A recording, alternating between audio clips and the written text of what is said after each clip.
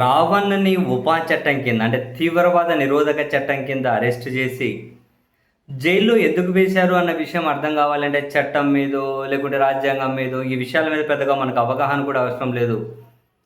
And just Andhra Pradesh రాజకీయాల మీద మరీ ముఖ్యంగా కొందరు పాలనలో ఉన్న కొందరు వ్యక్తుల మీద బేసిక్ అవగాహన, ఆ 5 రోజుల పాటు జరిగిన పరిణామాలు చూస్తే ఎవరికైనా అర్థమవుతాయేమో. ఫస్ట్ అరెస్ట్ చేశారు, బెయిల్ వచ్చింది, బయటకు రాగానే మళ్ళీ అరెస్టు, బెయిల్ వచ్చింది, బయటకు రాగానే మళ్ళీ అరెస్టు, బెయిల్ వచ్చింది, మళ్ళీ అరెస్టు, మళ్ళీ బెయిల్ వచ్చింది. వరుసగా 4 సార్లు అరెస్ట్ చేసి 4 సార్లు 4 రోజులు బెయిల్ వచ్చిన తర్వాత అప్పుడు మన పాలక వర్గంలో, పాలక పక్షంలో కొందరు వ్యక్తుల తీవ్రమైనటువంటి ఈగోయిస్టిక్ పర్సనాలిటీస్ ఎవరైతే ఉంటారో వాళ్ళ గురించి బేసిక్ అవగాహన ఉంటే ఈజీగా అర్థమవుతుంది.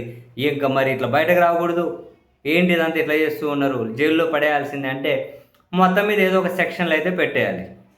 చాలా ఎఫెక్టివ్ సెక్షన్లు పెట్టారు కాబట్టి మేజిస్ట్రేట్ గారు కూడా ఇంకా తప్పక రిమాండ్ ఇస్తారు. ఇదే బేసిక్ విషయం ఎవరికైనా అర్థమయ్యేది. సరే, ఇప్పుడు ఇదే అంశం మీద తాజాగా సీనియర్ ఐపీఎస్గా ఉన్న మాజీ అధికారి ఎవరైతే ఉన్నారో ఏపీ వెంకటేశ్వరరావు గారు ప్రత్యేకంగా ఈ అంశం మీద కూడా మీడియా సమావేశంలో ఆయన మాట్లాడుతూ ఏమంటారంటే, 20 పేజీలు నేను రావణ్ రిమాండ్ రిపోర్ట్ చదివాను. ఆయన మీద పెట్టిన ఉపా చట్టం ఆయన మీద పెట్టారు కదా, ఆ ఉపా చట్టానికి వ్యతిరేకంగానే పెట్టారు ఇది కూడా. అంటే ఆయనకు ఆ ఉపా చట్టం వర్తించే విధంగా ఒక్క పాయింట్ కూడా లేదు ఆ 20 పేజీల రిమాండ్ రిపోర్ట్లో. మరి ఎవరికైనా అనిపించవచ్చు, మరి మెజిస్ట్రేట్ ఎందుకు రిమాండ్ ఇచ్చారు అనేది సింపుల్. తీవ్రవాద వ్యతిరేక కార్యకలాపాలకు మద్దతుదారుడుగా ఉన్నారు, అది ఇది అని చెప్పి ఇప్పటికిప్పుడు ఈ విషయాలన్నీ కనుక మేము విచారణ చేయాలి, ఫోన్లు స్వాధీనం చేసుకోవాలి, కంప్యూటర్లు స్వాధీనం చేసుకోవాలి, ఇంకా లోతుగా విచారణ చేయాలి, బయట ఉండే సాక్ష్యాధారాలను రూపుమాపేస్తారు, కాబట్టి మీరు జైల్లో ఉంచండి, మేము విచారణ చేయాలి అని చెప్పి మెజిస్ట్రేట్ దగ్గర చెప్పారు వాళ్ళు, అంతే. దీనికి సంబంధించి ఏ సాక్ష్యాన్ని కూడా వాళ్ళు మెజిస్ట్రేట్కు ప్రొడ్యూస్ చేయలేదు అని చెప్పి ఏపీ వెంకటేశ్వరరావు గారు చెబుతూ విచారణ చేయాలి, చాలా ఎఫెక్టివ్ సెక్షన్స్, మెజిస్ట్రేట్ కూడా ఇంత పెద్ద సెక్షన్లు పెట్టిన వాడు తప్పక రిమాండ్ ఇవ్వాల్సిన పరిస్థితి. ఇది నిలబడదు అసలు.